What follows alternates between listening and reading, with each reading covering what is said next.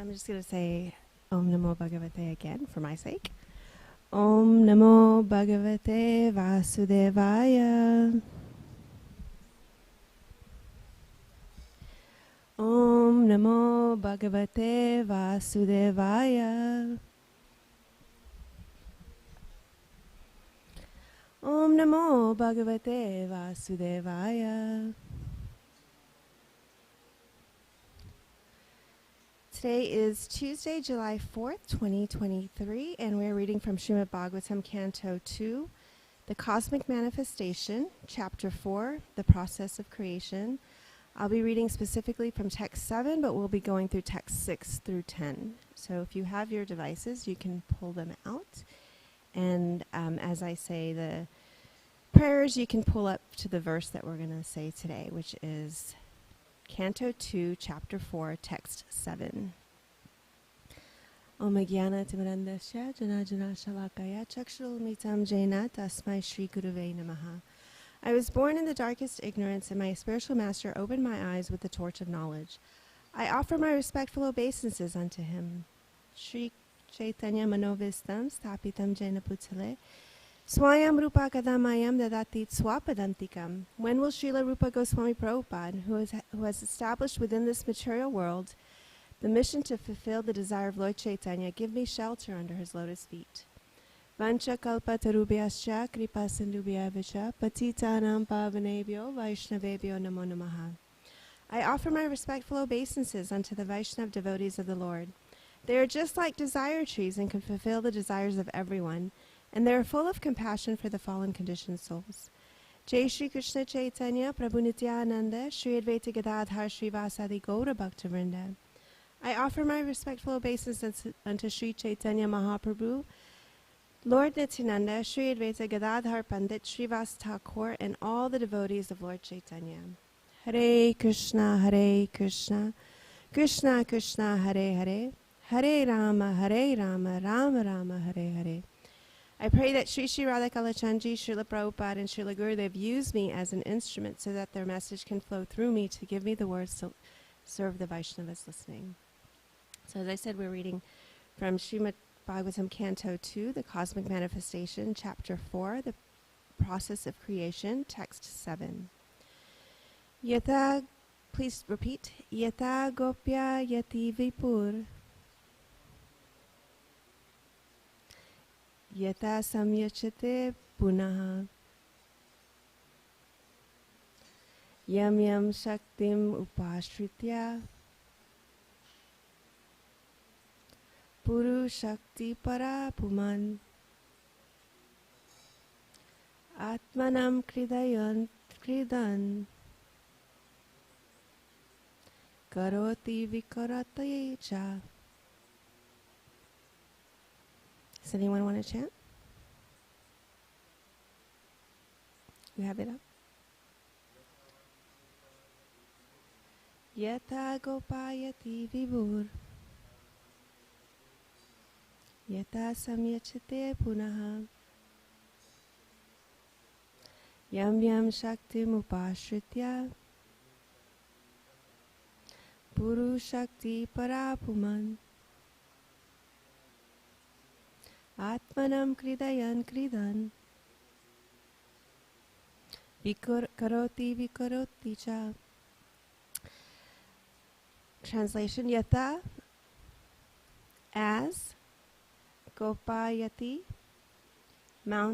maintains, Vibhu, the great, Yata, as, Samyachate, winds up, Puna, again, Yam, as, Shaktim, energies, Upashritya, by employing, Puru Shakti, the all-powerful, Para, the supreme, Puman, personality of Godhead, Atmanam, plenary, expansion, Hridayan, having engaged them, Hridan, also personally being engaged, Karoti, does them, vikaroti, and causes to be done.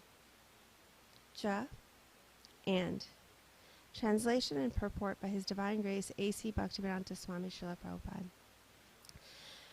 Kindly describe how the Supreme Lord, who is all-powerful, engages His different energies and different expansions in maintaining and again winding up the phenomenal world in the sporting spirit of a player. Purport.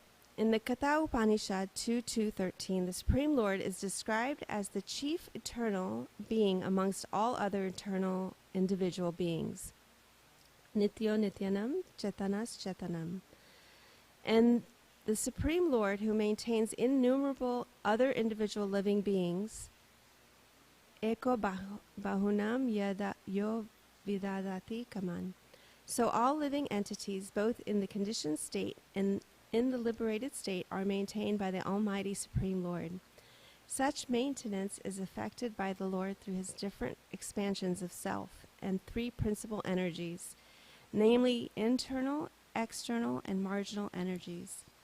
The living entities are His marginal energies, and some of them, in the confidence of the Lord, are entrusted with the work of creation also, as are Brahma, Marichi, etc., and the acts of creation are inspired by the Lord unto them. Tene Brahma Rida. The external energy, Maya, is also impregnated with the jivas, or conditioned souls. The unconditioned marginal potency acts in the spiritual kingdom, and the Lord, by His different plenary expansions, maintains them in different transcendental relations displayed in the spiritual sky. So the one Supreme Personality of Godhead manifests Himself in many, Bahusham, and thus all diversities are in Him. He is in all diversities, although He is nevertheless different from all of them. That is the inconceivable mystic power of the Lord. And as such, everything is simultaneously one with and different from Him by His inconceivable potencies. Achinta Veda Veda Tattva. So I'll go back and read texts 6 through 10 and repeat this one as well.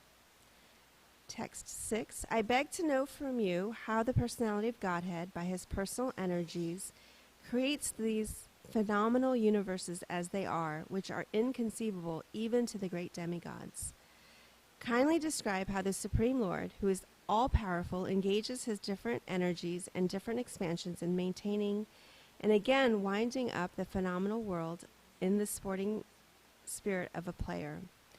O learned Brahmana, the transcendental activities of the Lord are all wonderful, and they appear inconceivable because even great endeavors by many learned scholars have still proved insufficient for understanding them. The Supreme Personality of Godhead is one, whether He alone acts with the modes of material nature or simultaneously expands in many forms or expands consecutively to direct the modes of nature. Kindly clear up all these doubtful inquiries, because you are not only vastly learned in the Vedic literatures and self-realized in transcendence, but are also a great devotee of the Lord and are therefore as good as the personality of Godhead. So today is the 4th of July, as I said, which is a major holiday here in the U.S., right? It's celebrated as Independence Day, the day that the country of the United States declared its independence from Great Britain, the UK, United Kingdom. So we'll talk about this concept of independence and freedom and tie it into the verses that describe God's qualities today. So what do the words freedom and independence mean to you? Anyone want to share?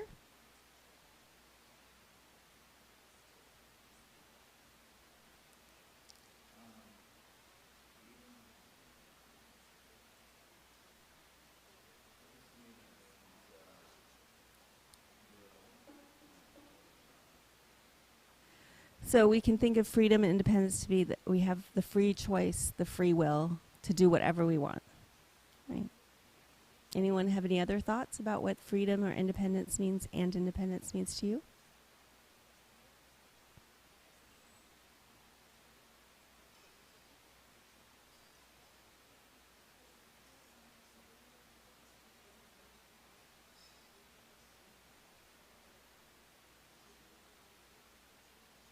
So she's saying we don't have any, in reality, we don't have any independence or freedom other than the free will to choose Krishna or not choose Krishna, right? Yeah, it's true. We think we have freedom. We want freedom, right? And we see this from a very early age. I see it with my nieces and nephews, right, as they're growing up, right? When one of my nephew's almost 3, and he loves saying, "I can do it myself," right? That's we try to establish this independence as early as possible, as quickly as we can, right? My niece, like, she started saying that when she was like 1, you know, she'd be like, "I want to do it. I can do it," right? So we have this idea that we are independent. You know, I often pride myself on my own independence, that I don't need anybody. I can do things on my own. But reality is we are dependent on so many things, right? So when we learn about history, and as Narottam had mentioned, that I am a physician, but I've also been teaching. So I'm also a teacher of history. And so, you know, when we learn about history, we learned that on July 4th, the Declaration of Independence was signed back in 1776. And in that, we have that famous sentence, right? Does anybody know which, the Declaration of Independence, the famous phrase from it? "We hold these truths to be self-evident, that all men are created equal, and that they are endowed by their Creator with certain unalienable rights, that among these are life, liberty, and the pursuit of happiness." So it first says that these truths are self-evident. And truths are generally self-evident, right? Like, you don't need to prove a truth. Like, it's there. The sky is blue. You see it. There's no way to prove it because you see it, right? So that's a self-evident proof, right? Like, it's truth that's self-evident. So freedom is self-evident because we have the freedom and independence to choose, as you said, what we want to do and how we want to live our lives. That by we're endowed with this freedom by the Creator, right? By God. So it says it right here in the Declaration of Independence that the Creator provides us with these freedoms. And they are life, liberty, and the pursuit of happiness. Now, it doesn't guarantee happiness. It says we have the right to pursue happiness. And we know that happiness is something that, it's basically why we want freedom and independence, right? Anybody think there's another reason for freedom and independence? It comes down to happiness, right? We think we know what's going to make us happy. We think we know what's going to make us feel good, bring us success, joy. So we want to exhibit this independence. So, you know, it says we're guaranteed life, liberty. Liberty is another word for freedom, right? These freedoms. And life is not guaranteed for anyone because death is guaranteed, right? But in the meantime, it's saying we have the right to live until death comes. And then it says liberty. So those are the parts of the Declaration of Independence that everybody knows. But, you know, we have the right to life, liberty, and the pursuit of happiness. Well, liberty or freedom, as she astutely pointed out, is an illusion, right? We don't really have any freedom. We're restricted by time, right? The world is temporary. Death is guaranteed. So the moment we're born, our clock starts ticking, right? And we're restricted by the laws of nature, right? We're restricted by the 3 kinds of miseries, right? The miseries that we experience from nature, like extreme hot weather or extreme cold weather or tornadoes, hurricanes, even pleasant weather, right? Like we're bound by that. We're restricted by miseries that we cause to each other, right? So if we've ever been around other people, we know that we can be miserable around other people. And that's why sometimes we want to declare our independence from other people. We think, okay, I'm going to go live out in the woods because then I don't have to deal with people and experience the misery from other people. But then there's like bugs and animals and mosquitoes, and those are other entities as well that can give us misery. They can also bring us joy. And then the miseries that were caused by our own mind, our own body, right? And that's really where all the misery comes from. But if we look at this, like the misery that we cause on each other, the temporary nature, like being controlled by the three modes of nature, Prabhupada says, this material world is no place for a sane gentleman or gentlewoman, right? Just by these conditions that we have, we don't have any freedom. In a class given on November 30th, 1973 in LA, Srila Prabhupada said, we may be very powerful so long as Krishna keeps us powerful. We are not independently powerful, even in the case of Arjuna. So even a great warrior like Arjuna, who's known to be very powerful, still depended on Krishna. So none of us are independent. We're dependent on so many things. We're dependent on each other. Even like currently I can say I'm independent. I live by myself. I do, take care of myself. But I'm dependent on, I guess, farmers from far away to, grow the food that I can buy at the grocery store. I'm dependent on the grocery store to be open. I'm dependent on the fuel trucks to come. I'm dependent on my car to run. Right? There's so many things that throughout my day that I'm dependent on. And even if I were to say, okay, I'm going to go move to a farm and grow my own food and, not have to travel anywhere and depend on a car, I would still be dependent on nature to provide rain and sun and weather, all these things that we need. So really the correct term is we are interdependent. None of us are independent. We're interdependent on each other. We all bring something to the table that all of us can live with each other with, right? So, continuing on, Srila Prabhupada in the purport of Bhagavad Gita 5.15 says, the living entity is completely dependent in their distress and happiness. By the will of the Supreme, they can go to heaven or hell, as a cloud is driven by the air. So, again, this reiterates that we are dependent on our happiness and distress until we learn that we're not, right? This is the whole point of reading the Srimad Bhagavatam, of reading the Bhagavad Gita, is that we learn that we are not dependent on others for our happiness and distress. That comes from connecting back to Krishna, learning who we are.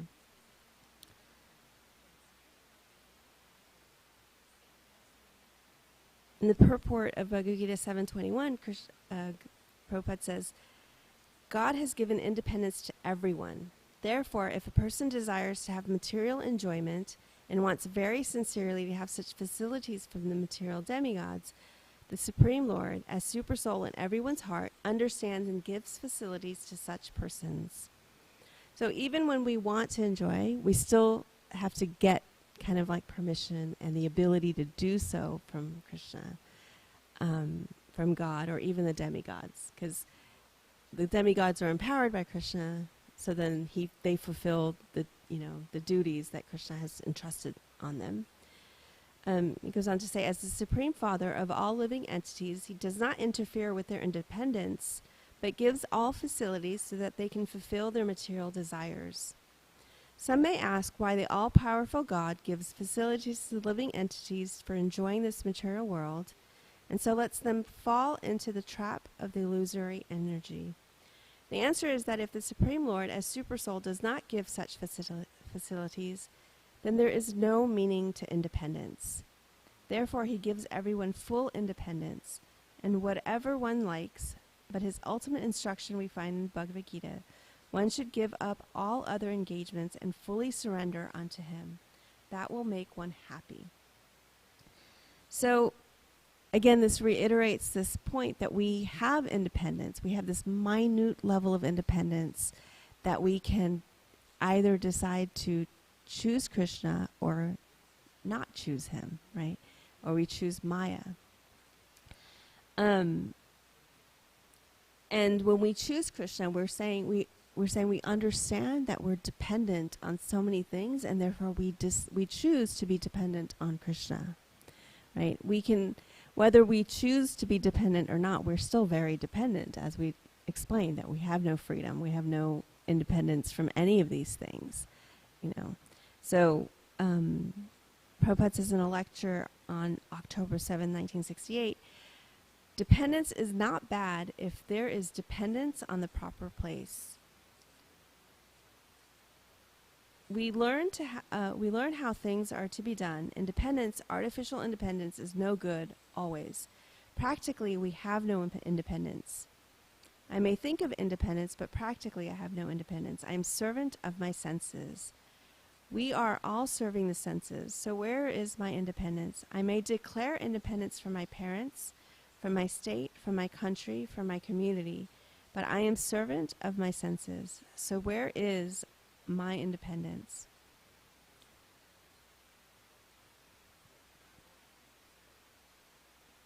So we've been saying that the independence we have is whether we choose Krishna or not choose Krishna. And if we go back to the verses from today, Maharaj Parikshit is, he's describing the glories of Krishna, and he's saying that we want to attach ourselves to this glorious person who's all-powerful. But we see that so many people are not, right? Like, this is the question that he has here, that he has doubts that he wants Sukadeva Goswami, his spiritual teacher, to teach him about. So he's even saying, like, he's given up he's king, and he's given up that independence to inquire from someone else. He's listening submissively. He's depending on someone else for his answers. So he's asking, who is God? Who is this person that we're dependent on? Krishna says in the Bhagavad Gita 9:10, this material nature, which is one of my energies, is working under my direction, producing all moving and non-moving beings. Under its rule, this manifestation is created and annihilated again and again. So this verse describes the greatness of Krishna, right? The greatness of God. That everything is working under his direction. Whether, he's directing everything, and everything is created and annihilated under his rule. Like, he's it. Like, he's deciding everything. So we can see that God is great, and we can't measure his greatness. Because he says this is actually just only one of his potencies, of his energies. So he continues to say in Bhagavad Gita 10:40-41, there is no end to my divine manifestations. This is after he's described all of his qualities, all of his greatness, that he's the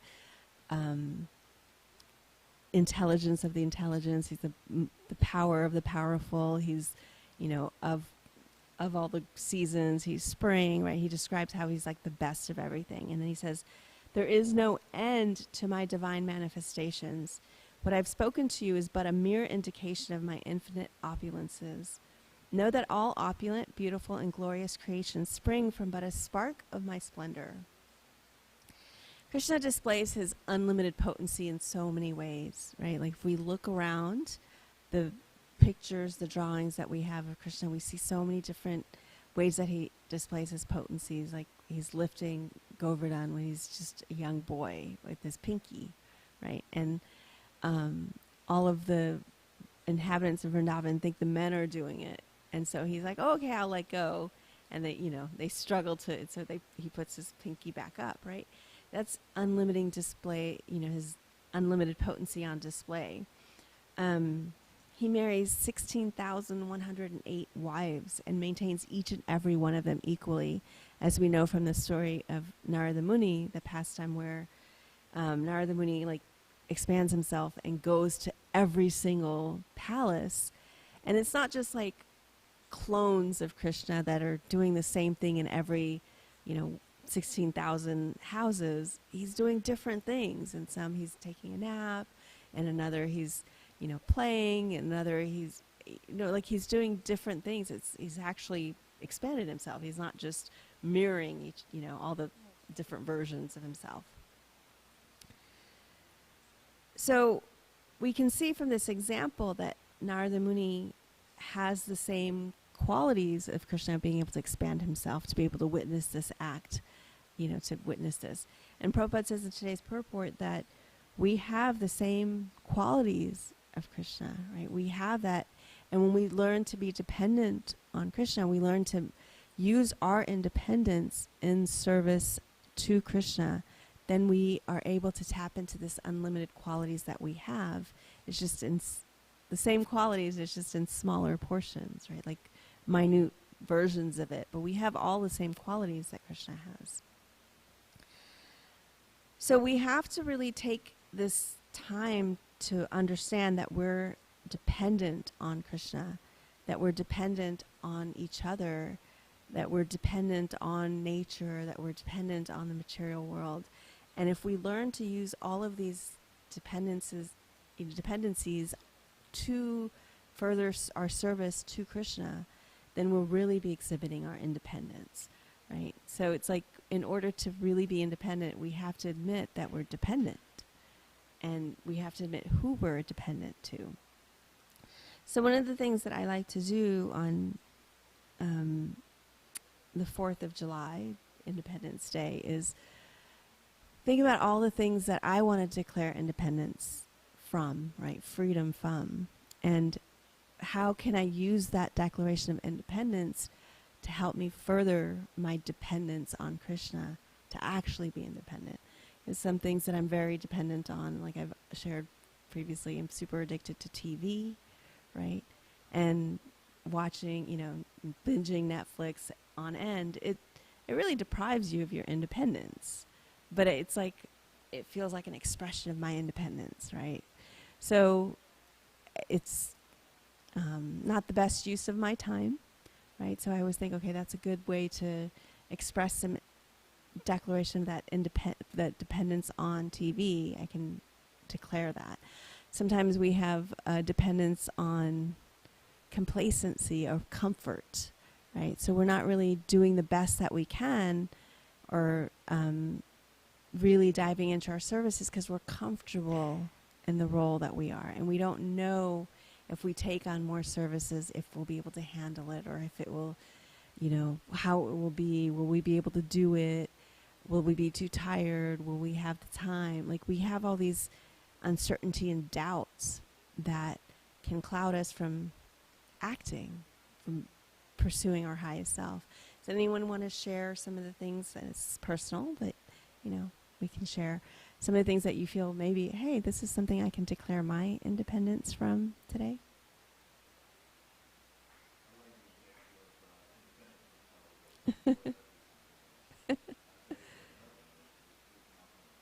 Right.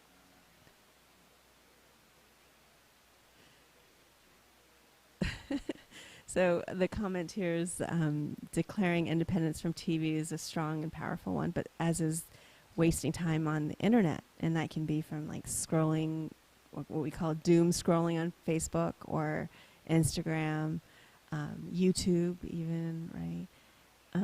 So many different ways that we've learned to spend our time that doesn't necessarily help us to achieve whatever goals, whether they're material, spiritual, whatever goals they are. These activities don't help us achieve them. And if we have our material goals dovetailed into our spiritual goals, right? So one of the things that I like, Narottam mentioned that I'm a public speaker, right? So if I speak on behalf of spiritual topics and educating people, then it's taking some, like a material goal and using it in Krishna's service. And sometimes I also get complacent. I'm very comfortable speaking in front of large audiences, but then you think about, oh God, I've got to prepare a speech, and what am I going to wear and how am I going to go there and, like all this stuff. And then you're like, it's just easier not to do anything.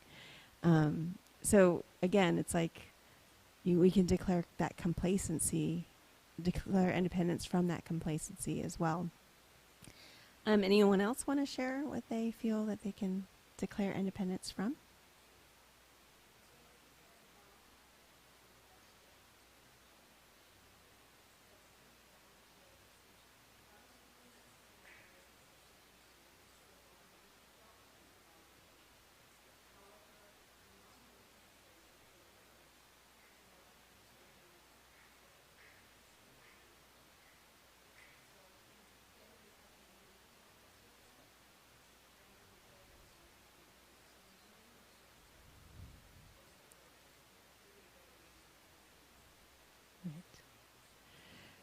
So she's saying declaring independence of discussing mundane topics.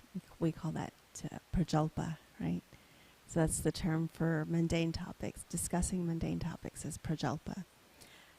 Definitely a great one. And, I find that even amongst my non-devotee friends, that especially if you have friends that you have some sort of depth with them, you do discuss more in deeper topics, right?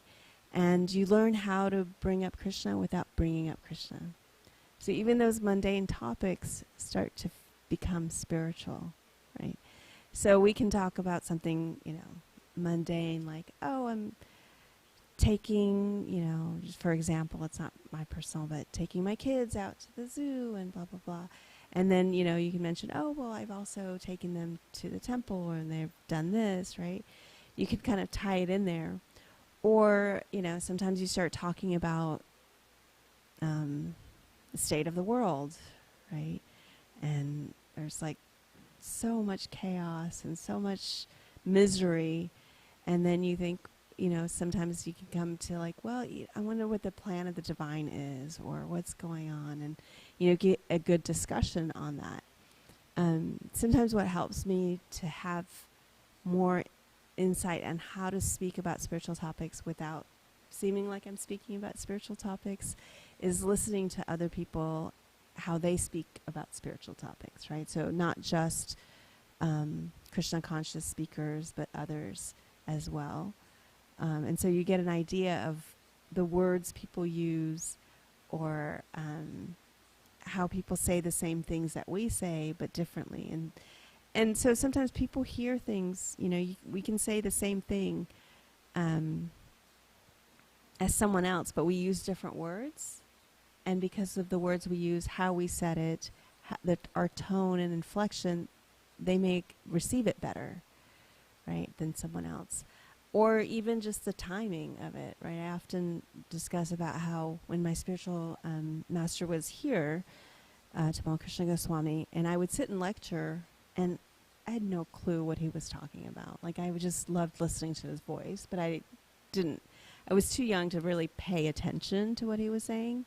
And now that I listen to those lectures, recordings, and even some of the ones that I was physically there for, I was like, wow, I've never heard this before, or it hits me differently, or if I'm listening to it, like it's my third or fourth time, it's like I pick something else up from it that I didn't hear before. And so, we see that even when we read these things over and over again. I've shared before, one of the things that I do is I read 2 verses of Bhagavad Gita every day, which means that I finish the Gita in a year, and then I repeat.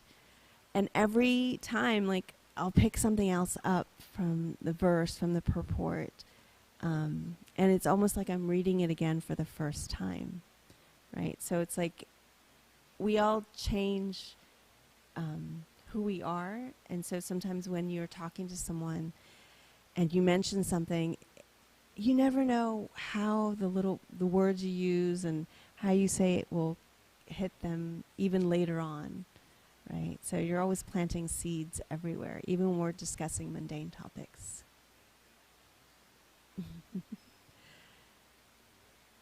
So we have more time for questions or comments.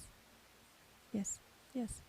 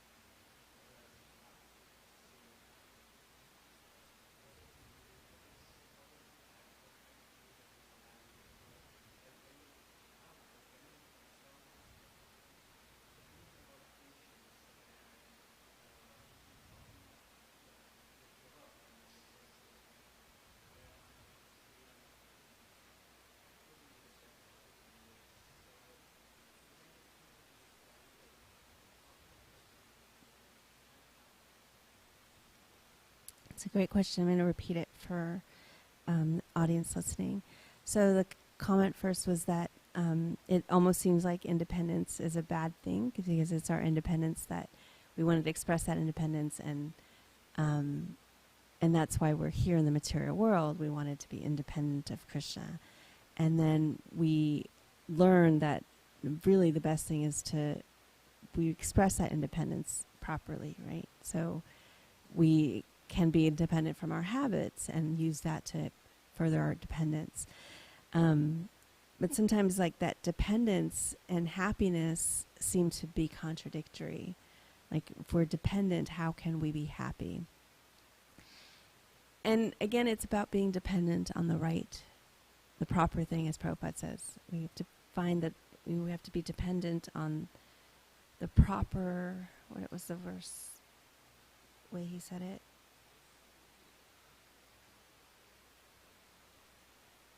Dependence is not bad if there's dependence on the proper place, the proper thing, right?